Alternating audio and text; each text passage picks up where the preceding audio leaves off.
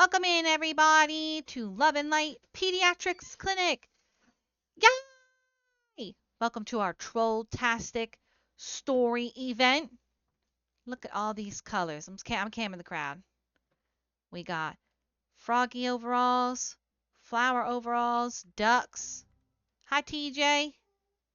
Oh my gosh. Look at your pink little hair.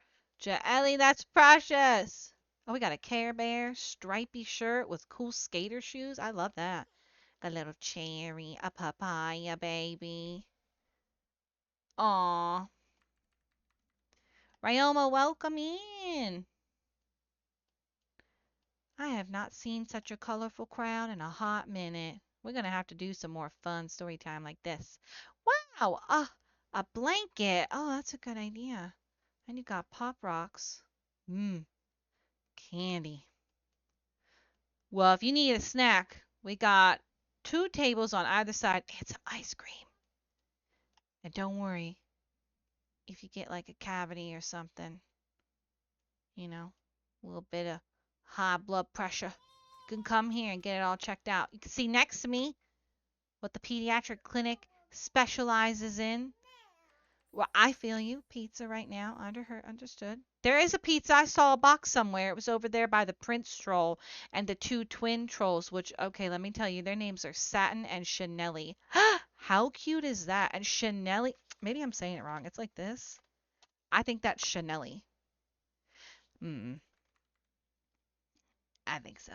5 pizzas. Whoa. That's a growing baby. Here at the Love Light Pediatric Clinic, they specialize in general pediatric care, immunizations, physicals, and clearances. You got school, daycare, something you need, maybe like a sport you're playing, camp activity. You got cheer, soccer. You might need a little checkup. You don't know. Behavioral and developmental visits, and newborn and infant care. And if you're sick, like my child's, I think they're a little sick right now. They had a snuffly nose. It was really red. Snot. We might have to make a visit here.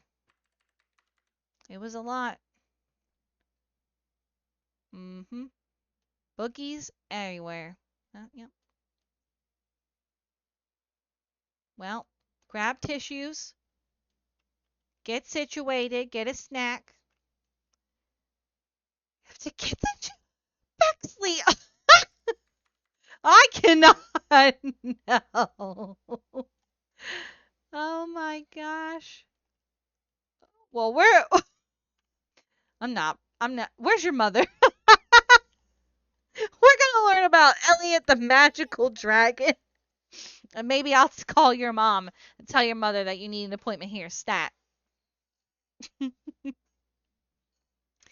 Elliot the magical dragon. It's an original book by a Second Life creator, and the store is Little Bun Publishing. That is Emily Vidar's bookstore. This is Elliot. Elliot is a shape-shifting dragon, kind of like all of us right now who are trolls today.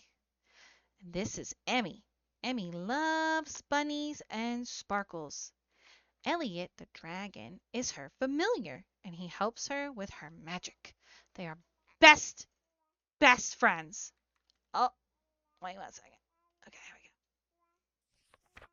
Sometimes Elliot is so small you can barely even see him. And then sometimes Elliot is really big. Sometimes this shape-shifting dragon turns into a chameleon. It has a really long tongue. And you know what? Let me see. Oh, man. Oh, no, I don't have it on. Dang. I was about to surprise y'all, but I failed. Sometimes Elliot is a stuffed animal, so they can come to story time and not blow fire on everything. Shape-shifting helps Elliot blend in with the non-magic people, like the non-trolls and the non-furries, all that kind of stuff. Blending in keeps Emmy safe, and it's Elliot's job to help Emmy be safe. Elliot likes to go everywhere with Emmy. He goes outside to play with her. He rides in the car like a good little dragon. And sometimes she sneaks him into school with her. Emmy does lots of fun things like play make believe, make big messes, go on adventures, and Elliot loves to do all the same things that Emmy does. Elliot is a great helper. He helps Emmy with her magic and her fashion, and he's really good at arts and crafts. Elliot's favorite food is Skittles. He could eat them every day. And Elliot would do just about anything Emmy asked him to for Skittles, and Emmy knows this. Pause. We're all kind of skittly today. What's your favorite Skittle? Me? It's got to be the Wild Berry Pack. There is no original in this house. And the smoothies? Forget about it. Forget about it.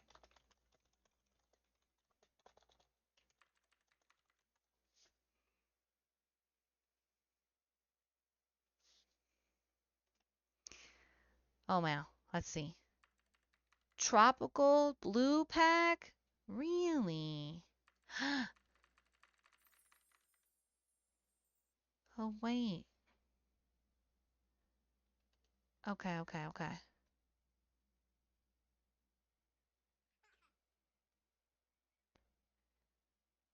Yes.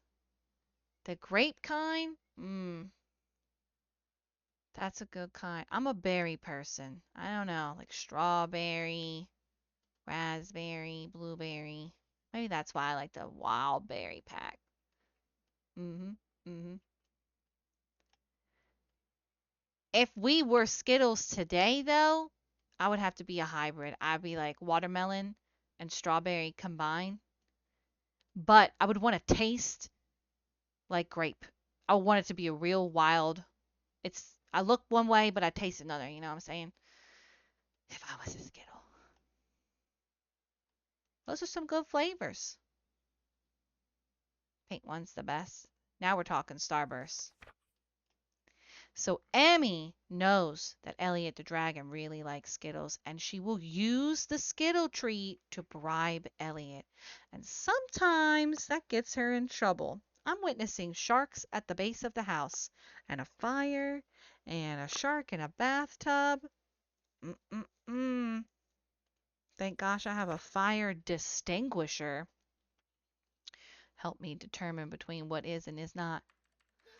But Elliot loves his best friend more than anything in the world. And who might your best friend be? The end of Elliot the Magical Dragon. Well, my best friend is all of you. That's why we're here. Oh, no. That's right, JB. Oh, okay. Since we're on like fantasy creatures, monsters, trolls, we're getting to that. We're getting to that. Hold your horses. Or hold your Skittles, whatever you can hold in your baby hands. Yeah, me too. And Grandma, oh, that's sweet. Your best friend's feta cheese? Wow, I'm a little offended. Oh, what about me? No kidding. I like a good feta cheese too. I don't think I would do everything that Elliot did for feta cheese, but it's up there. But cheese, oh my god. We've all done it. We've had a midnight shovel from the bag. Don't say you haven't. I'm always watching. Look at the size of my eyes. I see. Mm-hmm. Mm-hmm. Exactly, Donut. Welcome in. We are adventuring into Hailey's Moonlight Quest. And this is by another SL author. The bookstore is called Koala Books. I found it on Marketplace. Cheese curds. Okay, I read chat. I've never had a cheese curd before, but they sound delightful. No, I've never had poutine. No, but that sounds good. I have a little playhouse in SL that offers you poutine, but I have no clue how it tastes. Kind of tastes like cardboard if I imagined. Fries and cheese and curds and gravy. Yeah. Why isn't there a fast food place selling that? These are the questions. Oh, true. Canada. Got it. Road trip. Hailey's a Moonlight quest, and it's not to find cheese curds, but it should be.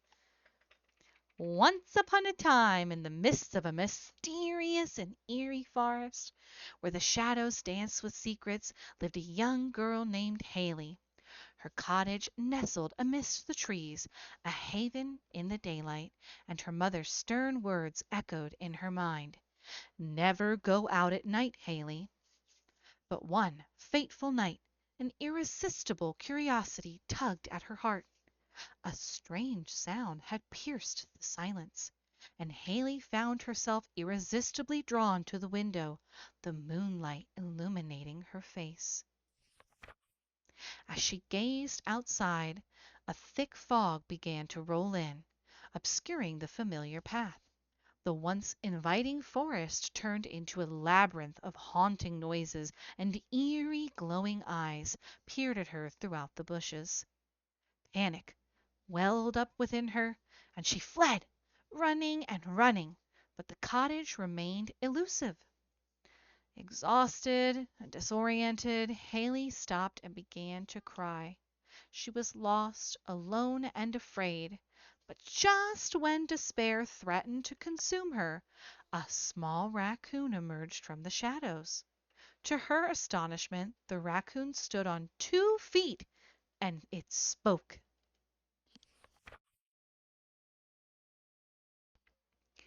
"Are you okay?" the raccoon, who introduced himself as Rocky, asked. Hailey wiped her tears and stammered, My name's Hailey, and I'm lost." Rocky scratched his head, baffled. I've never seen a cottage in these woods, but I'll do my best to help you." With newfound hope, Hailey followed Rocky deeper into the forest, yet their journey soon led them in circles. Suddenly, a fox named Dash approached, inquiring about their predicament. Rocky explained their quest, and Dash grinned knowingly. "Well, that's because she's not from this forest," he declared, casting doubt upon Hailey's claims. Confused and frightened, Hailey insisted, No, I do live in a cottage here with my mommy and my daddy. I heard a noise, and I came outside to investigate, and now I'm lost." The fox's smile grew sly as he leaned in, revealing a dark truth. "Little girl, mm-mm, I know every inch of these woods, and there is no cottage in them." Hailey's eyes filled with dread as she whispered, "Then where am I?" The fox beckoned her toward a foggy trail. "If you wish to return home, you must go through the fog before sunrise and face the creatures that resides within." Trembling, Hailey asked, "Well, what creatures? Is it one creature? Is it multiple creatures?" "The one that guards the way," replied the fox, sending chills down her spine. With a hesitant goodbye to Rocky and Dash, Hailey followed the path into the thickening fog, where the tiny claws skittered up a tree. A squirrel named Sam appeared, introducing himself and confirming her identity. "Follow me," he urged, leading her to a hidden clearing between 2 bushes.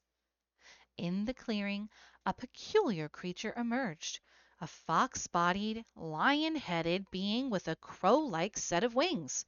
And it growled, "Why are you bothering me?" Tears welled up in Hailey's eyes as she stammered, I'm just trying to get home." The creature sighed deeply and explained that she had little time left. If she wanted to escape, she must answer this riddle. What can fill up a room but does not take up space? Hailey's mind raced as she pondered the riddle. "Laughter?" she exclaimed. The creature stern, "No!" sent her heart sinking. "You have 2 more chances and time is running out." Panicking, Hailey thought harder and cried out, "Sunlight?" Is it sunlight that can fill up a room but does not take up space? With her answer accepted, the creature soared into the sky with Hailey on its back.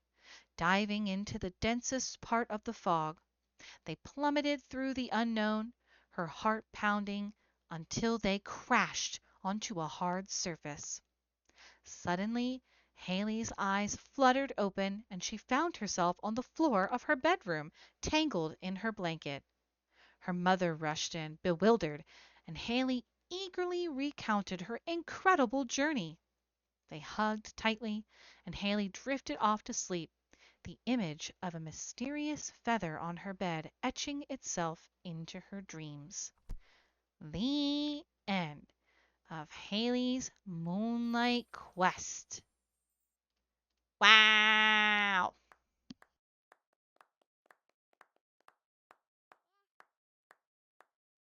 What a roller coaster. Welcome in, everybody, if you're just joining us. It's me, Miss Red the Frog Lady, and reading stories that are monstrous, creaturous, and troll-based today at Love Light Pediatric Clinic. What does the Pediatrics Clinic do? Well, I'll point right to it. Can you see me? Hey, look. OMG, This look. sign right next to me? It tells you everything you need to know, all the care and all the pricing up front. Schedule your appointments today for your babies, probably your bot babies. Maybe you need to schedule an appointment for your parent. They can just pretend they're a baby. That's fine. Mm-hmm. I know, right? All the people. That's right. 0 to 99. And if you make it to 100, that too. Ooh. We're going to investigate why you think that needs to happen, Ollie, but we might need to do that at home.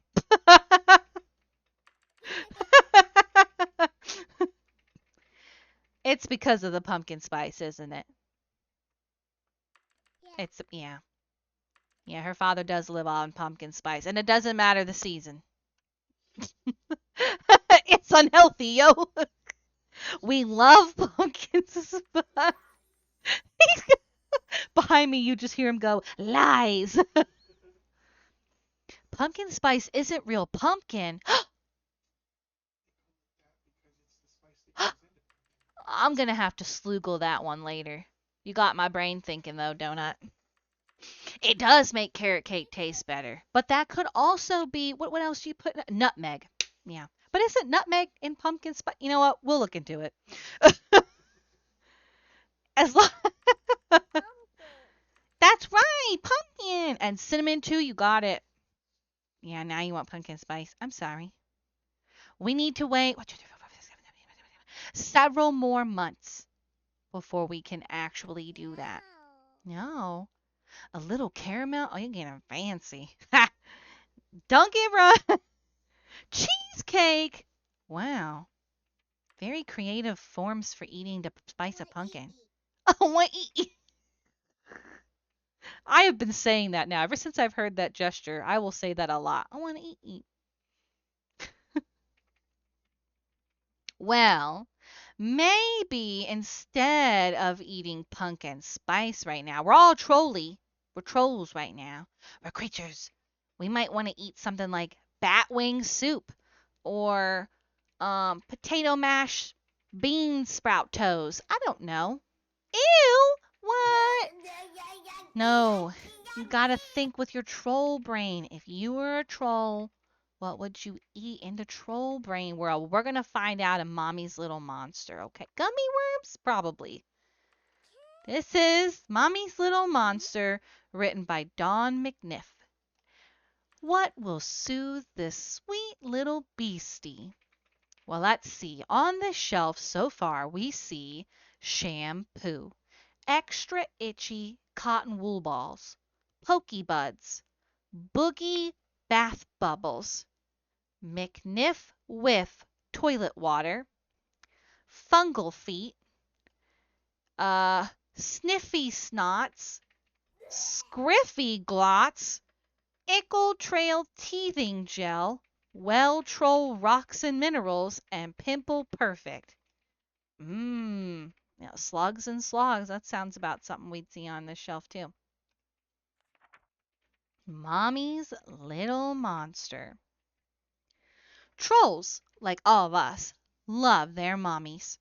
Tiny Troll loved his mommy a lot, more than puddles and even more than earwigs. But Tiny Troll's mommy was going to a party tonight. "I'm coming with you," said Tiny Troll. "Oh no, my little monster," said his mommy. "This party's only for grown-ups. Mrs. Hag is going to come and babysit you." "I'm not a baby," he whined, but his mommy wouldn't listen. Who's that sound like? Micah, I'm looking at you. What? That's crazy. Tiny Troll sat on his mommy's lap while she painted her claws and curled up her bristles. He held onto her leg while she waxed her tail and rubbed slime into her trolley scales. Then she dabbed behind her ears with her blue bottle perfume and put on her high heel clodhoppers and her pondweed cloak. She was ready. And if you look down at the bottom, she was using frog spew. Ugh! I did not consent to being turned into a product, I'll tell you that much. That's crazy. Tiny Troll took one look at his mommy. He loved her so much he nearly popped. She was the prettiest mommy troll ever. She was Princess Mommy Troll. He put his arms in the air. His mommy picked him up. She smelled stinky sweet, a little strange, not like his mommy at all. Mm-mm.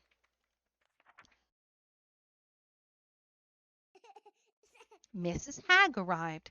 Tiny Troll clung on tight, but his mommy was firm. She put him back down on the ground. "Come on now, my little monster," she said. "Give mommy a kiss goodbye right here. Come here, come here." But Tiny Troll shook his head. No. He turned away and pouted. So his mommy blew him a kiss, mwah, and slipped out the cave door. "Oh!" Tiny Troll roared. He threw himself at the door. "Mommy!" "Come on, lovey," said Mrs. Hag. "How about some warm mud milk and a bedtime story?" Well, Tiny Troll really did like mud milk. But no, he loved Mommy more. "No!" he yelled, and he flung his toy slug against the wall. Thud. "Mommy!" "Okay," Mrs. Hag said kindly. "I'll be in the swamp room if you want me."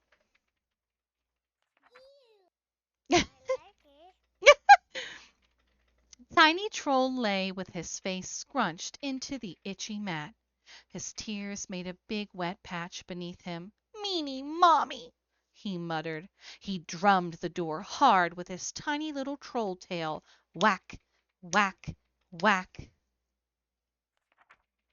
Then he smelled a creamy, muddy smell coming from the swamp room. Tiny Troll sighed. He did really like mud milk. He stood up and he wiped his nose and eyes. He peeped around the door. "Does mud milk make crying go away?" he asked. "Well, I think it does," said Mrs. Hag. So Tiny Troll had a mug full of mud milk, and Mrs. Hag read him his favorite story about a little troll scaring a big wolf away. Then Mrs. Hag let him have another mugful of mud milk. Tiny Troll snuggled up to her.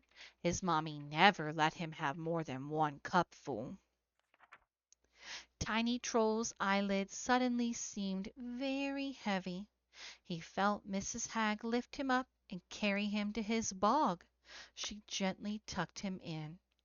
When Tiny Troll woke up, it was still night time, and his mommy was leaning over his bed to kiss him good night. She was still wearing her party dress, but she had taken off her makeup, and her bristles smelled of lovely mold again. "I'm back home," she said softly, "and I brought you a treat from the party."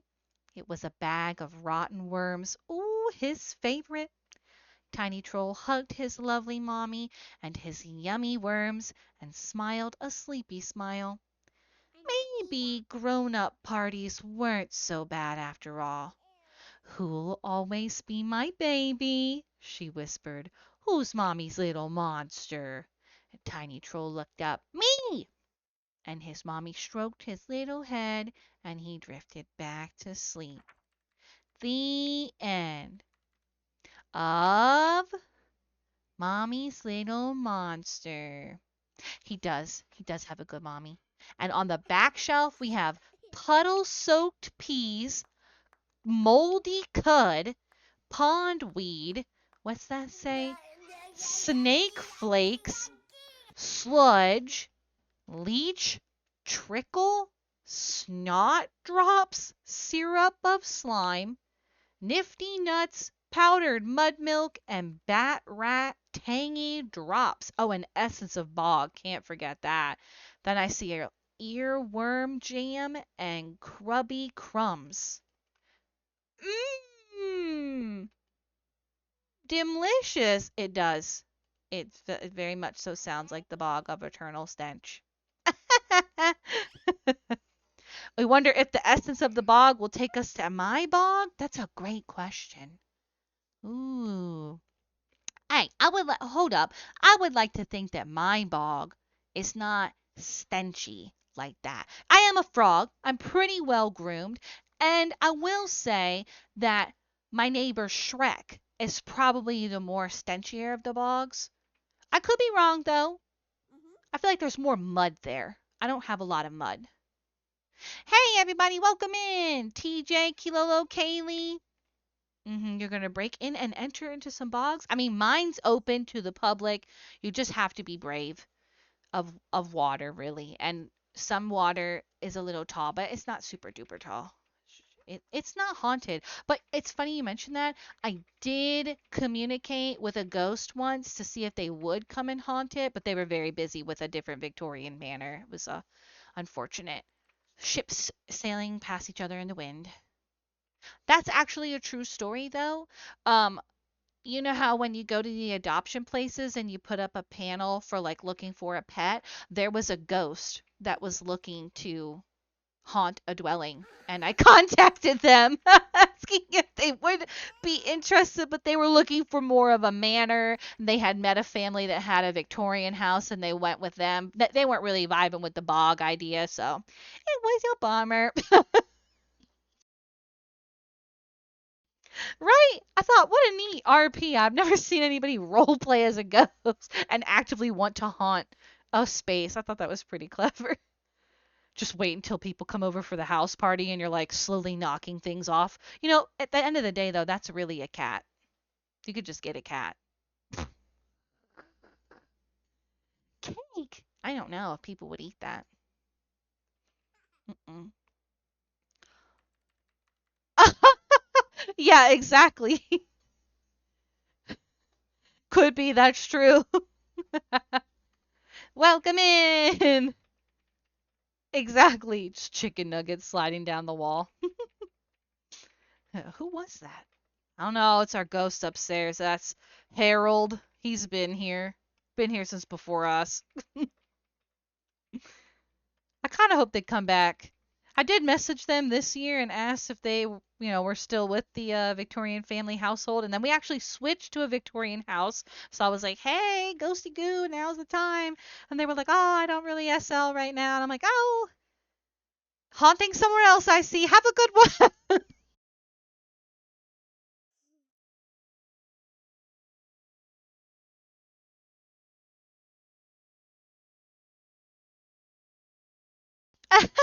Only exactly. And now we are venturing into the world of the troll books, what we've all been waiting for during our troll-tastic story time. We did just read Mommy's Monster, which was about a mommy and a baby troll, but now we're actually going to read the Trolls film. It is a book. They wrote a book, Trolls, the Book of the Film, by Dreamworks. The happiest creatures in the world they have ever known. Look at them all. You'll see some of our friends here. They're on the front cover. They're pretty famous. You love Trolls? Yay! I'm glad. Oh, what? The Thief of... Oh, I don't know that book. Mm-mm. Not all the babies agreeing with you, Donut. What happened?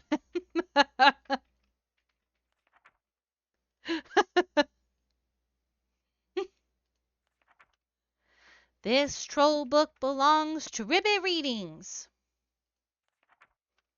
Okay, well, we can't get into this without meeting the trolls. You'll see some of them around. Make sure you point them out when you see them near us, okay? We got P for Poppy. It's a Poppy party.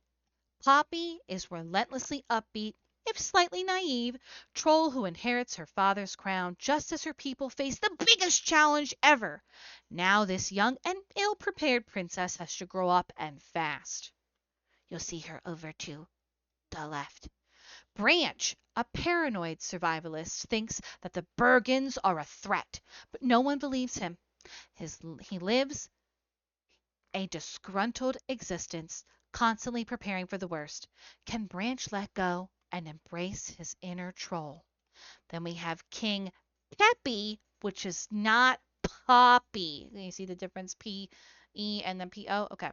A brave leader of the trolls, King Peppy led his people to freedom from Bergen Town. He ushered in a new era of happiness and security. Now, 20 years later, he's ready to pass that torch of freedom to his daughter, P for Poppy. Then we have Smidge, who's really tiny. Teeny tiny troll with a shockingly deep baritone voice. Smidge loves weightlifting, listening to Swedish death metal music, and crocheting. All the things. Satin and Chanelli, also known as the Fashion Twins. They are the most fashion forward of the trolls. They are instrumental in putting together all of Poppy's outfits for her coronation celebration. We have Biggie and Mr. Dinkles. Biggie is, well, the biggest member of the snack pack with the biggest heart. He's a huge softy who constantly is bursting into happy tears and never goes anywhere without his beloved pet worm, Mr. Dinkles. Then we have who I'm based off of right next to me, our person, DJ Suki. With DJ equipment consisting of colorful critters, DJ Suki can always be counted on to lay down some sick beats for an impromptu musical moment. Creek, the most positive, supportive, and reassuring troll in all of Troll Village. All the guy wants to be him. The ladies want to be with him, and the Bergens want to eat him. Creek has got it all. Cooper, big giraffe-looking dude to me on the side here, a rarity in the Troll Village. Cooper is a fuzzy, giraffe-like creature with a playful grin plastered permanently on his face. Whatever he lacks in intelligence, he for sure makes up in enthusiasm. Guy Diamond, our resident naked glitter troll. Guy Diamond has heaps of body confidence and unique ideas of personal space. He is one party on 2 feet. And then Fuzzbert. That one troll that's entirely made up of hair. Only Fuzzbert's 2 feet are visible beneath a tuft of green. Troll hair. He communicates using guttural noises. Yes. Bunnies and sparkly trolls. I agree with that, Kaiser. Yeah. We can read about bunnies closer. Well, I guess it is a little bit closer to Easter. Maybe we can work that in. I'll see what I can do for you, little dude. How about that? Once upon a time, in a beautiful forest, there lived the happiest creatures in the world has ever known, the trolls. They loved nothing more than to sing, sing, sing, dance, dance, dance, and hug, hug, hug all day. Unfortunately, the trolls' boisterous singing attracted the Bergens, big, grumpy creatures who were always miserable and the only one thing that could make the Bergens happy: eating delicious trolls. The Bergens chopped down almost all the trees in the forest to build, well, Bergen Town. They left just one tree for the trolls, and they put a cage around it. Once a year, on a holiday they called Trollstice, the Bergens gathered round the tree to eat trolls.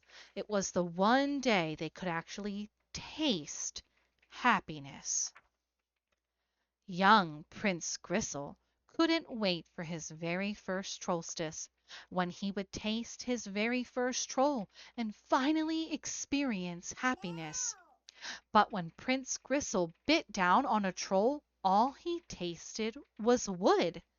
The trolls were fake. Where did the delicious trolls go? Roared his father, King Gristle. Afraid of being eaten, the trolls had dug tunnels under their tree and escaped from the Bergens. "We leave no troll behind," vowed their brave leader, King Peppy, carrying his torch of freedom.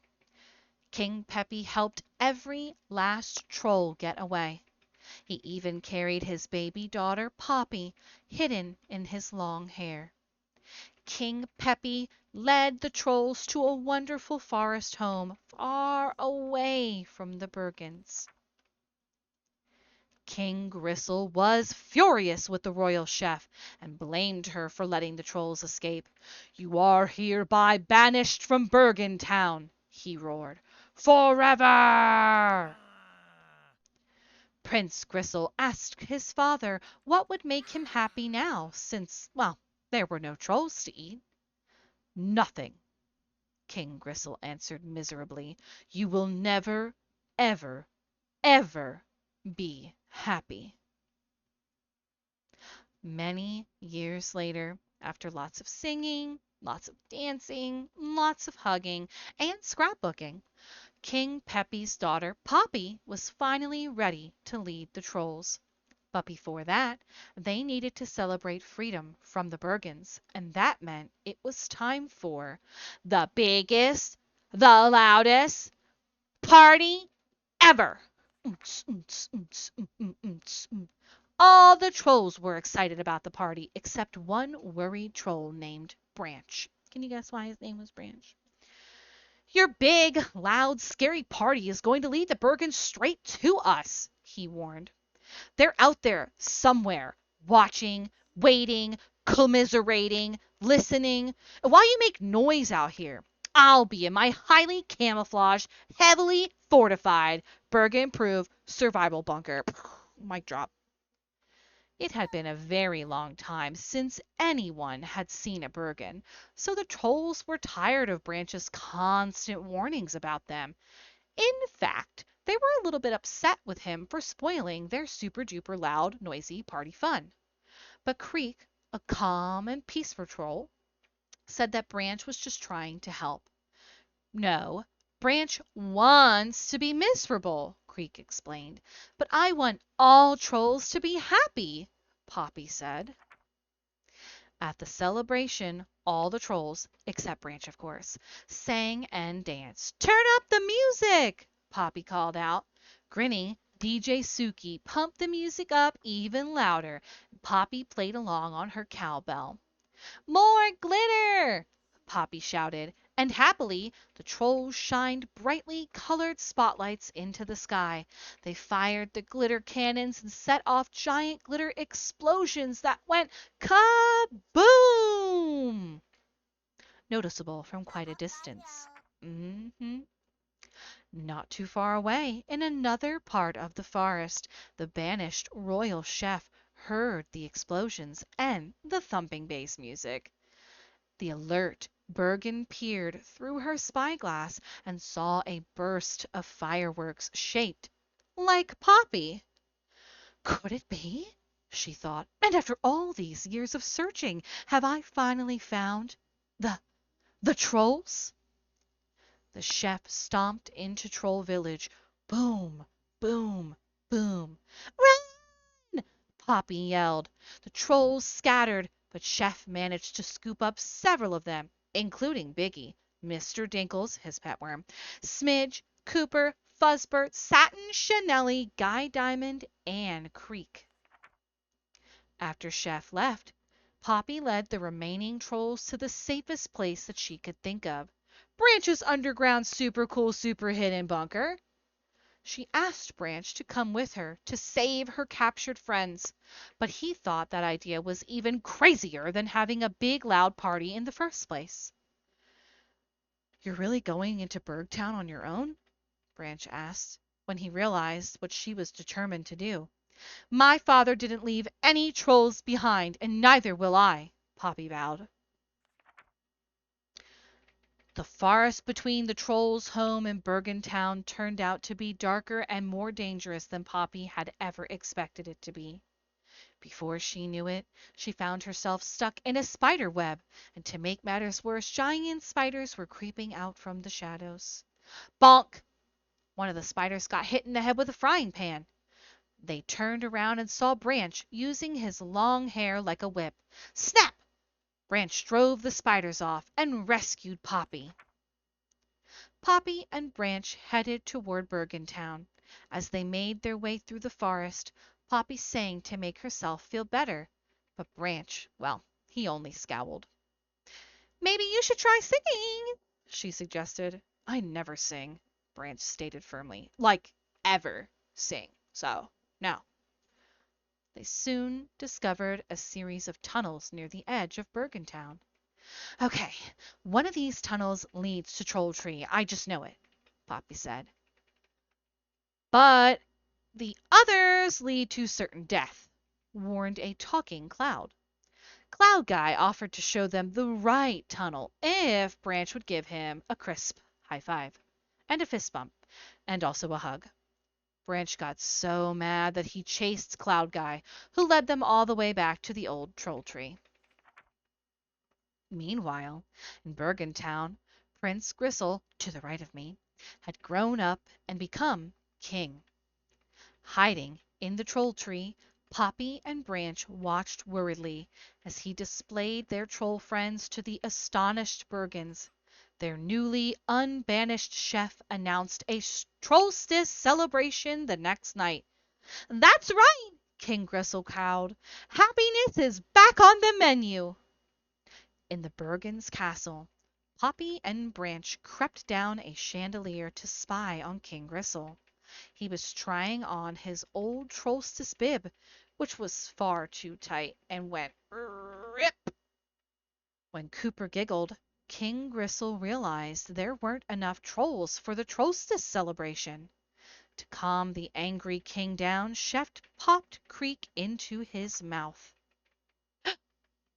King Gristle left the dining room with Creek in his mouth.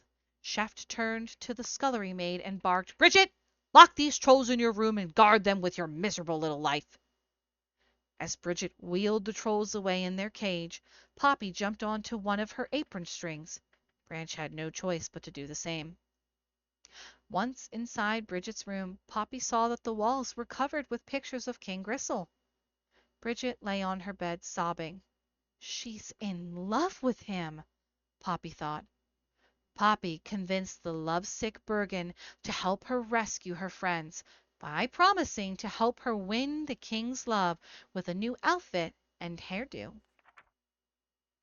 While King Gristle was shopping at Bibbily Bobbington Bibs, Bridget walked into the store with the trolls on her head. They were using their magic hair to create rainbow-colored wigs for her. Impressed by her beauty, the king asked her name, repeating. After the hidden troll, she answered, "Oh, just Lady Glitter Sparkles." King Gristle asked her for a date right then and there. King Gristle and Bridget had a great time eating pizza and talking, with Poppy and Branch in her wig, whispering all the right things to say into her ears. Bridget captivated King Gristle. Then Bridget spoke from her heart. "Being here with you today makes me realize that true happiness is possible." "Heh, it is," the king agreed, opening his locket to reveal Creek. He was still alive. "Heh, true happiness is a lot closer than you think it is." After dinner, King Gristle and Bridget roller skated together. As the two Bergens zoomed around the rink, the trolls in Bridget's wig held on for dear life. King Gristle liked Lady Glittersparkle so much that he invited her to be his guest at the Trollstice feast. Yes, Bridget agreed, absolutely thrilled. Suddenly, Chef interrupted their date. She eyed Lady Glittersparkle suspiciously. Worried that she would be recognized, Bridget hurried away, dropping one of her roller skates. "I'll see you at the Trollstice, Lady Glittersparkles," King Gristle called after her, picking up her skate and holding it tenderly. Back in her room, Bridget was happy until she saw the trolls leaving to rescue Creek. "No, no!" she cried. "You'll have to help me be Lady Glittersparkles tomorrow. I need you." "But you can't pretend to be someone you're not forever," Poppy said as they left to save Creek. Bridget threw herself on her bed and sobbed. Meanwhile, in his bedroom, King Gristle got on his treadmill. He wanted to be in good shape within the next 24 hours for his next date with Lady Glittersparkles. The trolls crept into the bedroom and snatched the locket, but King Gristle's pet alligator spotted them.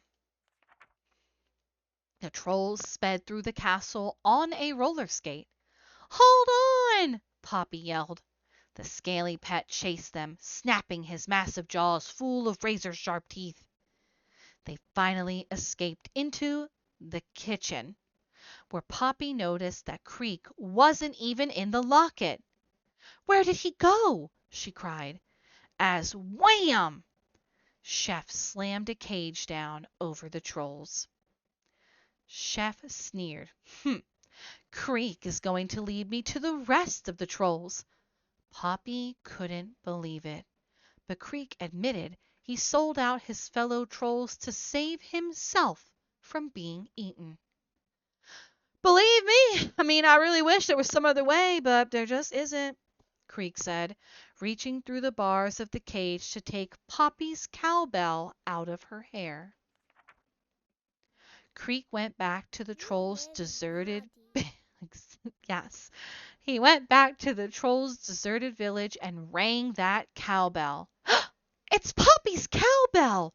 King Peppy cried happily. "She's come back and with the others!" The trolls rushed out of Branch's bunker, only to be gathered up by the chef and her guards. Back in the castle, Chef tossed all the trolls into the big cooking pot. "I failed," Poppy said miserably. "I've gotten everyone I love thrown into this pot." All of the colors drained out of her. But then Branch started singing. Yes, you heard me. Branch himself. He sang about showing your true colors.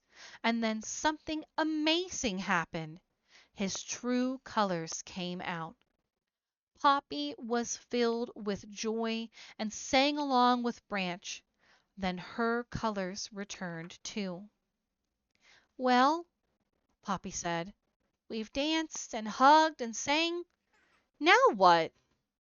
The lid was lifted off the pot. It was Bridget. "Now, you get out of here," she said. She'd heard Branch's beautiful song and just couldn't let the trolls be eaten. "Go, now!" The trolls ran off through the tunnels, but then Poppy stopped.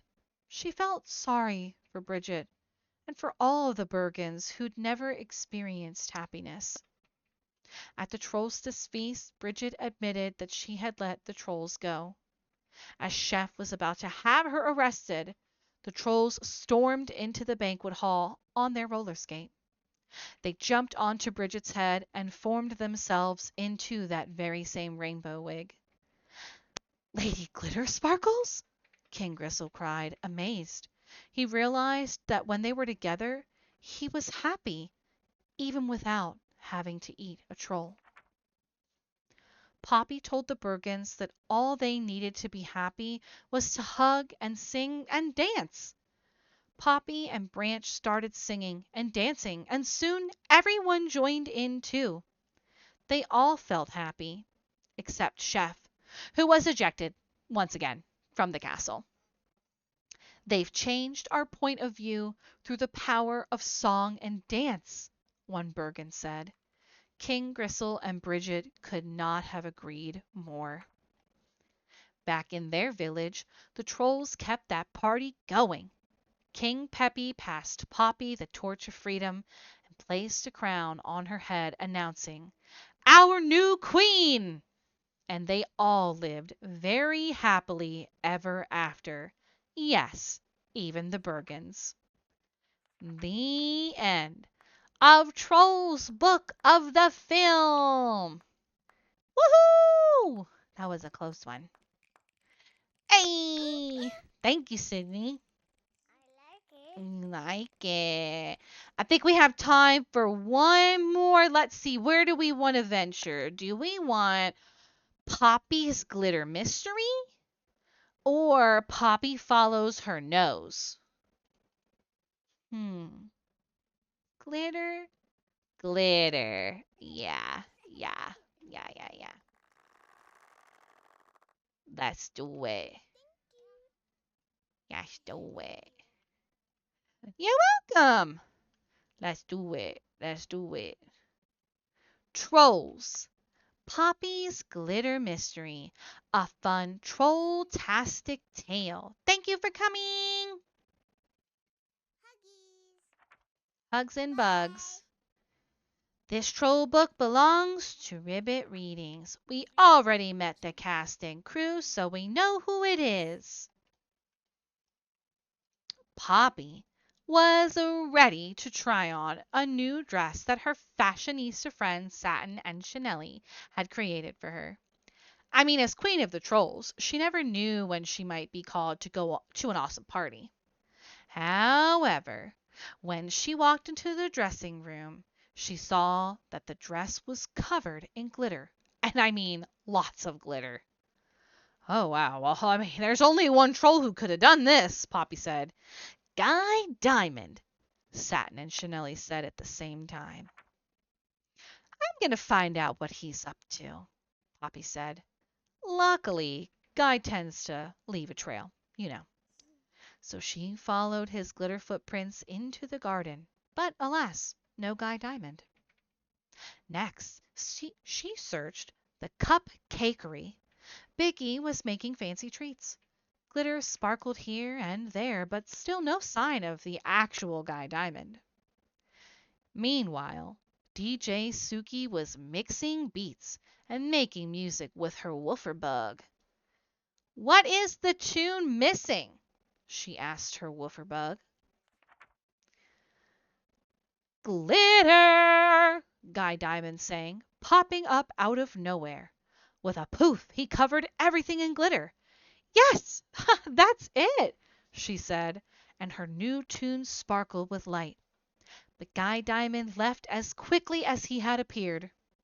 DJ Suki was still jamming out when Poppy arrived. "I'm following the glitter to its source," Poppy said. "Uh-huh, yeah, he went that way," DJ Suki shouted over the music, pointing in the direction that Guy Diamond had just gone. Then Poppy found Branch and Cooper. "Guy glittered my harmonica," Cooper said. "I mean, check this out." Cooper let loose on his harmonica. The brightest notes ever blew from it. Yes, that was my rendition of a harmonica. You are welcome. And so did a lot of glitter, which landed right on Branch. "I don't do glitter," Branch sighed, brushing off the sparkly dust. "Well, come on then," Poppy said, grabbing him by the arm.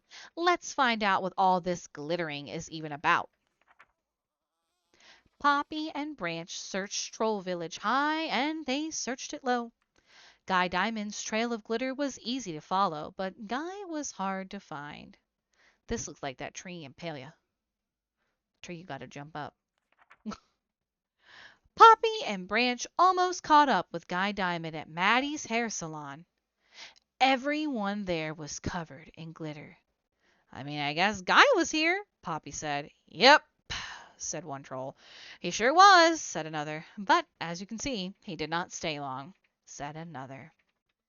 The trolls decided to join Poppy's search party.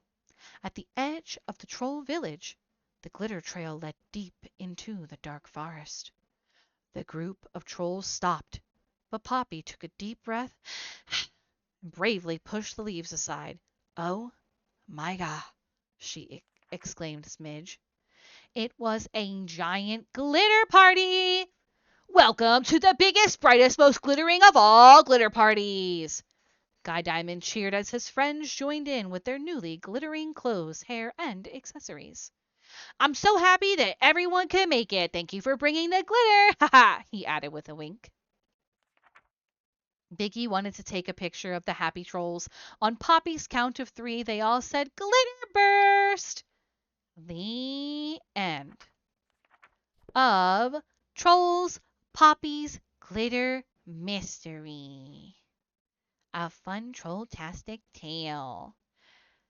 Wow! Oh, thank you. I really tried. Now, don't go anywhere quite yet. You know why? Because we can't end our troll-tastic story time without the theme song from the movie. What? Get excited.